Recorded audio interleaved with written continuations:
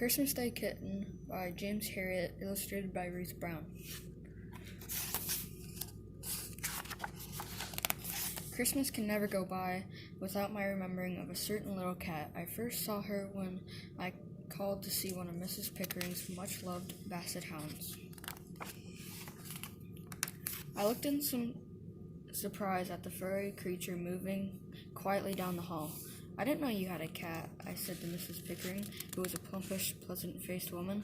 Mrs. Pickering smiled. "We haven't really. Debbie is a stray. She comes here 2 or 3 times a week, and we give her some food. I don't know where she lives." "Do you ever get the feeling that she just wants to stay with you?" I asked. "No," Mrs. Pickering shook her head. "She's a timid little thing. She just creeps in, has some food, then slips away. She doesn't seem to want to let me help her in any way." I looked at the little tabby cat again. "But she isn't just having food today. It's a funny thing, but every now and again she pops through into the sitting room and sits by the fire for a few minutes. It's as though she was giving herself a treat."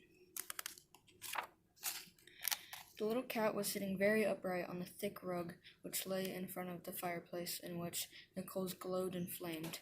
The 3 bassets were already lying there, but they seemed used to Debbie because 2 of them sniffed her in a bored manner, and the 3rd merely cocked a sleepy eye at her before flopping back to sleep. Debbie made no effort to curl up or wash herself or do anything other than gaze quietly ahead. This was obviously a special event in her life, a treat. Then suddenly she turned and crept from the room without a sound, and was gone. "That's just the way it is with Debbie," said Mrs. Pickering, laughing. "She never stays more than 10 minutes or so, then she's off." I often visited the Pickering home, and I always looked out for the little cat. On one occasion I spotted her nibbling daintily from a saucer at the kitchen door. As I watched, she turned and almost floated on light footsteps into the hall, then through into the sitting room. Debbie settled herself in the middle of a pile of basset hounds, in her usual way, upright, still, and gazing into the glowing fire. This time I tried to make friends with her, but she leaned away as I stretched out my hand.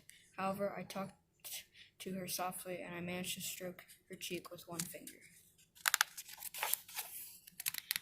Then it was time for her to go, and once outside the house, she jumped onto the stone wall and down the other side.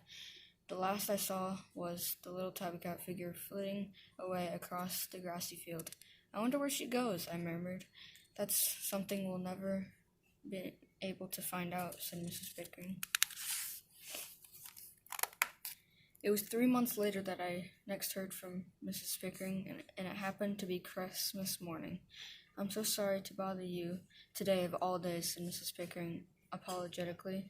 "Don't worry at all," I said. "Which of the dogs needs attention?" "It's not the dogs, it's Debbie. She came to the house, and there's something very wrong. Please come quickly." I drove to the empty market square. The snow was thick on the road and on the roofs of the surrounding houses. The shops were closed, but the pretty colored lights of the Christmas trees winked in the windows.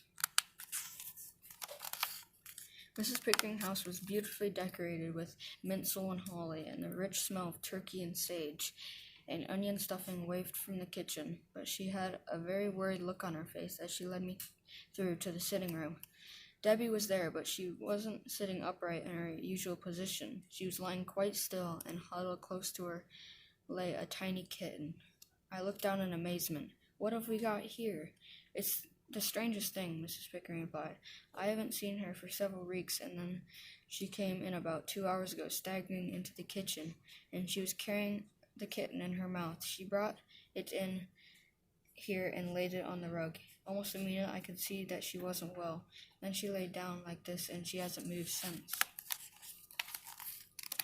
I knelt on the rug and passed my hand over Debbie's body, which Mrs. Pickering had placed on a piece of sheet. She was very, very thin, and her coat was dirty. I knew that she didn't have long to live.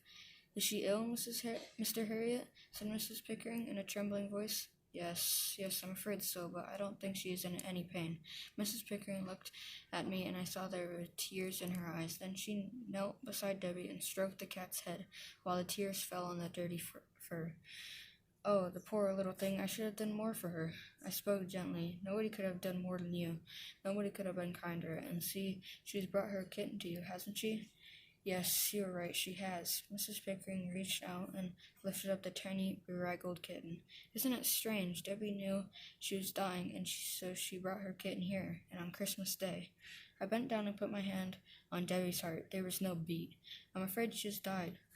I lifted the feather-light body, wrapped it in a piece of sheet, and took it out to the car. When I came back, Mrs. Pickering was still stroking the kitten. The tears had dried, and she was bright-eyed as she looked at me. I never had a cat before, she said. I smiled. Well, it looks as though you got one now. And she certainly had. The kitten grew rapidly into a sleek, handsome, and bouncy tabby cat, and Mrs. Pickering called him Buster. He wasn't timid like his little mother, and he lived like a king, and with the ornate collar he always wore, he looks like one too. I watched him grow up with delight, but the occasion that always stays in my mind was the following Christmas Day, a year after his arrival. I was on my way home after visiting a farm with a sick cow, and I was looking forward to my Christmas dinner. Mrs. Pickering was at her front door when I passed her house, and I heard her call out, "Merry Christmas, Mr. Herriot. Come in and have a drink to warm you up." I had a little time to spare, so I stopped the car and went in. The house there was all the festive cheer of last year and the same glorious whiff of sage and onion stuffing. But this year there was no sorrow. There was Buster. He was darting up to each of the basset hounds in turn, ears prickled, eyes twinkling, dabbing a paw at them, and then streaking away. Mrs. Pickering laughed. Buster does tease them so, he gives them no peace. She was right. For a long time the dogs had led a rather silent life, gentle walks with their mistress, plenty of good food, and long snoring sessions on the rugs and armchairs. Then Buster arrived. He was now dancing up to the youngest dog again, head on one side, asking him to play. When he started boxing with both paws, it was too much for the basset, who rolled over with the cat in a wrestling game. "Come into the garden," said Mrs. Pickering. "I want to show you something." She lifted a hard rubber ball from the sideboard, and we went outside.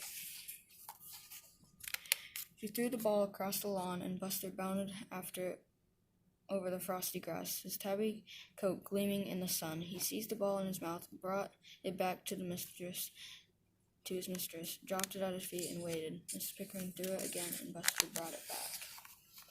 I gasped. A retriever cat? Buster looked on unimpressed. Nothing would ever make them chase the ball. But Buster did it again and again, as though he would never tire of it. Mrs. Pickering turned to me. "Have you ever seen anything like that?" "No," I replied. "He is a most remarkable cat." We went back into the house, where she held Buster close to her, laughing as the big cat purred loudly, looking at him, so healthy and contented. I remembered his mother, who had carried her tiny kitten to the only place of comfort and warmth she had ever known. Mrs. Pickering was thinking the same thing, because she turned to me. Although she was smiling, her eyes were thoughtful. "Debbie would be pleased," she said. I nodded. Yes, she would.